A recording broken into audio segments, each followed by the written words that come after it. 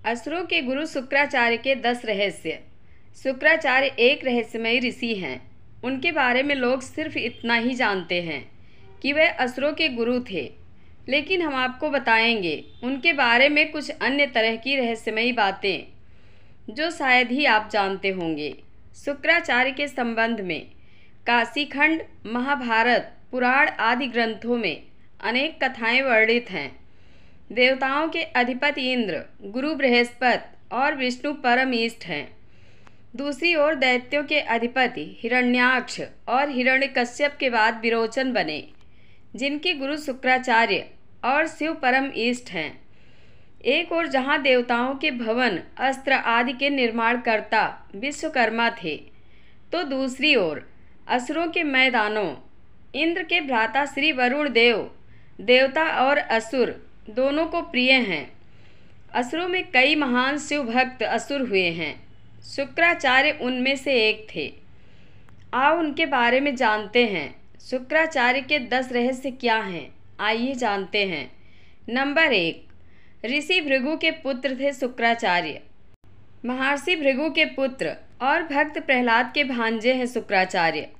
महर्षि भृगु की पहली पत्नी का नाम ख्याति था, जो उनके भाई दक्ष की कन्या थी।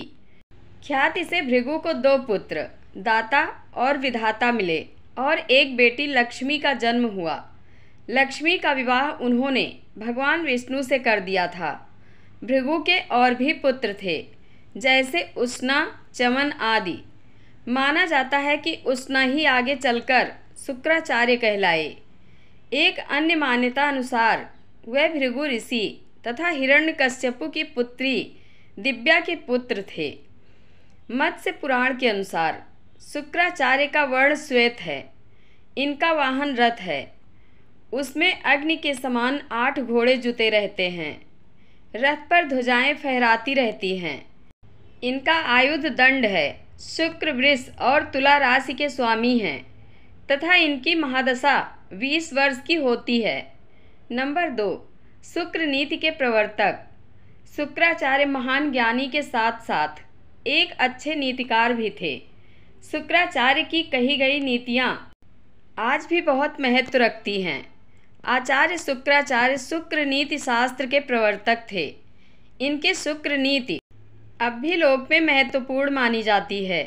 शुक्राचार्य की कन्या का नाम देवयानी तथा पुत्र का नाम संद और अमर्क था। इनके पुत्र संद और अमर्क हिरण्यकश्यपु के यहाँ नीति शास्त्र का अध्यापन करते थे। ऋग्वेद में भृगुवंशी ऋषियों द्वारा रचित अनेक मंत्रों का वर्णन मिलता है, जिसमें वेन, सोमाहुति, स्मौरश्मि, भार्गव, आरवी आदि का नाम आता है। नंबर 3, माता ख्याति। कहा जाता है कि दैत्यों के साथ हो रहे देवासुर संग्राम में महर्षि भृगु की पत्नी ख्याति, जो योग शक्ति संपन्न तेजस्वी महिला थी, दैत्यों की सेना के मृतक सैनिकों को जीवित कर देती थी, जिससे नाराज होकर श्री हरि विष्णु ने शुक्राचार्य की माता व भृगु जी की पत्नी ख्याति का सिर अपने सुदर्शन चक्र से काट दिया। जम्मू द्वीप के इलावर्त अर्थात रसिया क्षेत्र में 12 बार देवासुर संग्राम हुआ। अंतिम बार हिरण्यकश्यपु के पुत्र प्रहलाद के पौत्र और विरोचन के पुत्र राजा बलि के साथ इंद्र का युद्ध हुआ और देवता हार गए। तब संपूर्ण जम्मू द्वीप पर असुरों का राज हो गया। इस जम्मू द्वीप के बीच के स्थान में था इलावर्त राज्य। हालांकि कुछ लोग मानते हैं कि अंतिम बार संभवतः संबासुर के साथ युद्ध हुआ था, जिसमें राजा दशरथ ने भी भाग लिया था। नंबर 4, शुक्राचार्य को याद थी मृत को जिंदा करने की विद्या। इस विद्या के आविष्कारक भगवान शंकर थे। ज्ञात हो कि गणेश जी का सिर काटकर हाथी का सिर लगाकर शिव ने गणेश को पुनः जीवित कर दिया था। भगवान शंकर ने ही दक्ष प्रजापति का शिरोच्छेदन कर वध कर दिया था और पुनः अज अर्थात बकरे का सिर लगाकर उन्हें जीवन दान दे दिया। इस विद्या द्वारा मृत शरीर को भी जीवित किया जा सकता है। यह विद्या असुरों के गुरु शुक्राचार्य को याद थी। शुक्राचार्य इस विद्या के माध्यम से युद्ध में आहत सैनिकों को स्वस्थ कर देते थे और मृतकों को तुरंत पुनर्जीवित कर देते थे। शुक्राचार्य ने रक्तबीज नामक राक्षस को महामृत्युंजय सिद्धि प्रदान कर युद्ध भूमि में रक्त की बूंद से संपूर्ण देह की उत्पत्ति कराई थी। कहते हैं कि महामृत्युंजय मंत्र के सिद्ध होने से भी यह संभव होता है।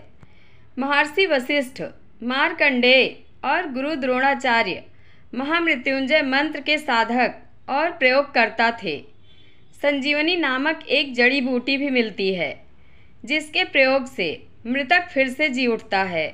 मत्स्य पुराण अनुसार शुक्राचार्य ने आरंभ में अंगिरस ऋषि का शिष्यत्व ग्रहण किया, किंतु जब वे अंगिरस अपने पुत्र बृहस्पति के प्रति पक्षपात दिखाने लगे तब इन्होंने अंगिरस का आश्रम छोड़कर गौतम ऋषि का शिष्यत्व ग्रहण किया।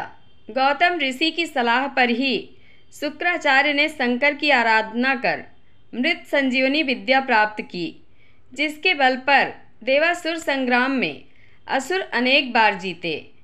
नंबर 5, एकाक्षता नाम। माना जाता है कि एक समय जब विष्णु अवतार त्रिविक्रम वामन ने ब्राह्मण बनकर राजा बलि से 3 पग धरती दान में मांगी, तो उस वक्त शुक्राचार्य बलि को सचेत करने के उद्देश्य से जल पात्र की टोटी में बैठ गए।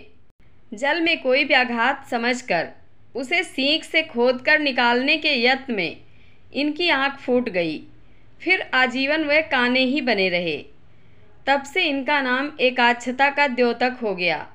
दरअसल भगवान विष्णु ने वामन अवतार में जब राजा बलि से 3 पग भूमि मांगी, तब शुक्राचार्य सूक्ष्म रूप में बलि के कमंडल में जाकर बैठ गए, जिससे कि पानी बाहर ना आए और बलि भूमदान का संकल्प ना ले सकें।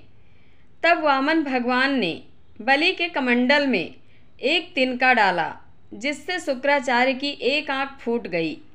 इसलिए इन्हें एकाक्ष यानी एक आंख वाला भी कहा जाता है। नंबर 6, शिव ने निगल लिया था शुक्राचार्य को। गौतम ऋषि की सलाह पर ही शुक्राचार्य ने शंकर की आराधना कर मृत संजीवनी विद्या प्राप्त की, जिसके बल पर देवासुर संग्राम में असुर अनेक बार जीते। मृत संजीवनी विद्या के कारण दानवों की संख्या बढ़ती गई और देवता असहाय हो गए। ऐसे में उन्होंने भगवान शंकर की शरण ली। शुक्राचार्य द्वारा मृत संजीवनी का अनुचित प्रयोग करने के कारण भगवान शंकर को बहुत क्रोध आया। क्रोधावश उन्होंने शुक्राचार्य को पकड़कर निगल लिया। इसके बाद शुक्राचार्य शिव जी की देह से शुक्ल कांति के रूप में बाहर आए और अपने पूर्ण स्वरूप को प्राप्त किया। तब उन्होंने प्रियव्रत की पुत्री ऊर्जस्वती से विवाह कर अपना नया जीवन शुरू किया। उससे उनके 4 पुत्र हुए। नंबर 7, शुक्राचार्य की पुत्री की प्रसिद्ध कहानी। इक्ष्वाकु वंश के राजा नहुस के 6 पुत्र थे। याति, ययाति, सयाति, अयाति, वियाति तथा कृति। याति परम ज्ञानी तथा राज्य लक्ष्मी आदि से विरक्त रहते थे। इसलिए राजा नहुस ने अपने द्वितीय पुत्र ययाति का राज्याभिषेक कर दिया। एक बार की बात है कि दैत्यराज वृषपर्वा की पुत्री शर्मिष्ठा और गुरु शुक्राचार्य की पुत्री देवयानी अपनी सखियों के साथ अपने उद्यान में घूम रही थी। शर्मिष्ठा अति सुंदर राजपुत्री थी, तो देवयानी असुरों के महागुरु शुक्राचार्य की पुत्री थी। दोनों एक दूसरे से सुंदरता के मामले में कम नहीं थी। वह सबकी सब उस उद्यान के एक जलाशय में अपने वस्त्र उतार कर स्नान करने लगी। उसी समय भगवान शंकर पार्वती के साथ उधर से निकले। भगवान शंकर को आते देख वह सभी कन्याएं लज्जावश से बाहर निकलकर दौड़कर अपने अपने वस्त्र पहनने लगी। शीघ्रता से शर्मिष्ठा ने भूलवश देवयानी के वस्त्र पहन लिए। इस पर देवयानी अति क्रोधित होकर शर्मिष्ठा से बोली, रे शर्मिष्ठा, एक असुर पुत्री होकर तूने ब्राह्मण कन्या का वस्त्र धारण करने का साहस कैसे किया? तूने मेरे वस्त्र धारण करके मेरा अपमान किया है। देवयानी के अपशब्दों को सुनकर शर्मिष्ठा अपने अपमान से तिलमिला गई और देवयानी से वस्त्र छीनकर उसे एक कुएं में धकेल दिया। देवयानी को कुएं में धकेलकर शर्मिष्ठा के चले जाने के पश्चात राजा ययाति आखेट करते हुए वहां पर आ पहुँचे और अपनी प्यास बुझाने के लिए वह कुएं के निकट गए। तभी उन्होंने उस कुएं में वस्त्रहीन देवयानी को देखा। जल्दी से उन्होंने देवयानी की देह को ढकने के लिए अपने वस्त्र दिए और उसको कुएं से बाहर निकाला। इस पर देवयानी ने प्रेम पूर्वक राजा ययाति से कहा, हे आर्य, आपने मेरा हाथ पकड़ा है, अतः मैं आपको अपने पति रूप में स्वीकार करती हूँ। हे क्षत्रिय श्रेष्ठ, यद्यपि मैं ब्राह्मण पुत्री हूँ, किंतु बृहस्पति के पुत्र कच्छ के शाप के कारण मेरा विवाह ब्राह्मण कुमार के साथ नहीं हो सकता। इसलिए आप मुझे अपने प्रारब्ध का भोग समझकर स्वीकार कीजिए। ययाति ने प्रसन्न होकर देवयानी के इस प्रस्ताव को स्वीकार कर लिया। देवयानी वहाँ से अपने पिता शुक्राचार्य के पास आई तथा उनसे समस्त वृतांत कहा। शर्मिष्ठा के किए हुए कर्म पर शुक्राचार्य को अत्यंत क्रोध आया और वे दैत्यों से विमुख हो गए। इस पर दैत्यराज वृषपर्वा अपने गुरु के पास आकर अनेक प्रकार से मान मनोवल करने लगे। बड़ी मुश्किल से शुक्राचार्य का क्रोध शांत हुआ और वह बोले, हे दैत्यराज, मैं आपसे किसी प्रकार से रुष्ट नहीं हूँ, किंतु मेरी पुत्री देवयानी अत्यंत रुष्ट है। यदि तुम उसे प्रसन्न कर सको तो मैं पुनः तुम्हारा साथ देने लगूंगा। वृषपर्वा ने देवयानी को प्रसन्न करने के लिए उससे कहा, हे पुत्री, तुम जो कुछ भी मांगोगी मैं तुम्हें वह प्रदान करूंगा। देवयानी बोली, हे दैत्यराज, मुझे आपकी पुत्री शर्मिष्ठा दासी के रूप में चाहिए। अपने परिवार पर आए संकट को टालने के लिए शर्मिष्ठा ने देवयानी की दासी बनना स्वीकार कर लिया। शुक्राचार्य ने अपनी पुत्री देवयानी का विवाह राजा ययाति से कर दिया। शर्मिष्ठा भी देवयानी के साथ उसकी दासी के रूप में ययाति के भवन में आ गई। देवयानी के पुत्रवती होने पर शर्मिष्ठा ने भी पुत्र की कामना से राजा ययाति से प्रणय निवेदन किया, जिसे ययाति ने स्वीकार कर लिया। राजा ययाति के देवयानी से 2 पुत्र यदु तथा तुअर्सु और शर्मिष्ठा से 3 पुत्र द्रुहयु, अनु तथा पुरु हुए। बाद में जब देवयानी को ययाति तथा शर्मिष्ठा के संबंध के विषय में पता चला तो वह क्रोधित होकर अपने पिता के पास चली गई।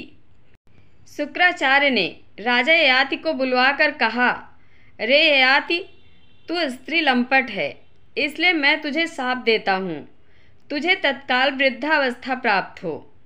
उनके शाप से भयभीत हो राजा ययाति गिड़गिड़ाते हुए बोले, हे दैत्य गुरु, आपकी पुत्री के साथ विषय भोग करते हुए अभी मेरी तृप्ति नहीं हुई है। इस शाप के कारण तो आपकी पुत्री का भी अहित है। तब कुछ विचार करके शुक्राचार्य जी ने कहा, अच्छा, यदि कोई तुझे प्रसन्नता पूर्वक अपनी यौनावस्था दे तो तुम उसके साथ अपनी वृद्धावस्था को बदल सकते हो। इसके पश्चात राजा ययाति ने अपने ज्येष्ठ पुत्र से कहा, वत्स यदु, तुम अपने नाना के द्वारा दी गई इस वृद्धावस्था को लेकर अपनी यौनावस्था मुझे दे दो। इस पर यदु बोला, हे पिताजी, असमय में आई वृद्धावस्था को लेकर मैं जीवित नहीं रहना चाहता, इसलिए मैं आपकी वृद्धावस्था को नहीं ले सकता। ययाति ने अपने शेष पुत्रों से भी इसी प्रकार की मांग की, लेकिन सभी ने कन्नी काट ली। लेकिन सबसे छोटे पुत्र पुरु ने पिता की मांग को स्वीकार कर लिया। पुनः युवा हो जाने पर राजा ययाति ने यदु से कहा, तूने ज्येष्ठ पुत्र होकर भी अपने पिता के प्रति अपने कर्तव्य को पूर्ण नहीं किया, अतः मैं तुझे राज्याधिकार से वंचित करके अपना राज्य पुरु को देता हूँ। मैं तुझे शाप भी देता हूँ कि तेरा वंश सदैव राजवंशियों के द्वारा बहिष्कृत रहेगा। नंबर 8, संगीतज्ञ और कवि थे शुक्राचार्य। शुक्राचार्य को श्रेष्ठ संगीतज्ञ और कवि होने का भी गौरव प्राप्त है। भागवत पुराण के अनुसार भृगु ऋषि के कवि नाम के पुत्र भी हुए, जो कालांतर में शुक्राचार्य नाम से प्रसिद्ध हुए। महाभारत के अनुसार शुक्राचार्य औषधियों, मंत्रों तथा रसों के भी ज्ञाता हैं। इनकी सामर्थ्य अद्भुत है। इन्होंने अपनी समस्त संपत्ति अपने शिष्य असुरों को दे दी और स्वयं तपस्वी जीवन ही स्वीकार किया। नंबर 9, शुक्राचार्य का शुक्राचार्य नाम कैसे पड़ा? कब या भार्गव के नाम से प्रसिद्ध शुक्राचार्य का शुक्र नाम कैसे पड़ा? इस संबंध में वामन पुराण में विस्तार से उल्लेख मिलता है। कथा के अनुसार जब शुक्राचार्य को शंकर भगवान निगल जाते हैं, तब शंकर जी के उदर में जाकर कवि अर्थात शुक्राचार्य ने शंकर भगवान की स्तुति प्रारंभ कर दी, जिससे प्रसन्न होकर शिव ने उनको बाहर निकलने की अनुमति दे दी। जब वह 1 दिव्य वर्ष तक महादेव के उदर में ही विचरते रहे, लेकिन कोई छोर न मिलने पर वह पुनः शिव स्तुति करने लगे। तब भगवान शंकर ने हंसकर कहा कि मेरे उदर में होने के कारण तुम मेरे पुत्र हो गए हो, अतः मेरे शीश्र से बाहर आ जाओ। आज से समस्त चराचर जगत में तुम शुक्र के नाम से ही जाने जाओगे। शुक्रत्व पाकर भार्गव भगवान शंकर के शीश्र से निकल आए। तब से कवि शुक्राचार्य के नाम से विख्यात हुए। नंबर 10, क्या शुक्राचार्य अरब चले गए थे? इस बात में कितनी सच्चाई है यह हम नहीं जानते। शुक्राचार्य को प्राचीन अरब के धर्म और संस्कृति का प्रवर्तक माना जाता है। हालांकि इस पर विवाद है। कुछ विद्वानों का मानना है कि अरब को पहले पाताल लोक की संज्ञा दी गई थी। गुजरात के समुद्र के उस पार पाताल लोक होने की कथा पुराणों में मिलती है। गुजरात के समुद्री तट पर स्थित बेट द्वारिका से 4 मील की दूरी पर मकर ध्वज के साथ में हनुमान जी की मूर्ति स्थापित है। अहिरावण ने भगवान श्री राम लक्ष्मण को इसी स्थान पर छिपाकर रखा था। जब हनुमान जी श्री राम लक्ष्मण को लेने के लिए आए, तब उनका मकरध्वज के साथ घोर युद्ध हुआ। अंत में हनुमान जी ने उसे परास्त कर उसी की पूंछ से उसे बांध दिया। उनकी स्मृति में यह मूर्ति स्थापित है।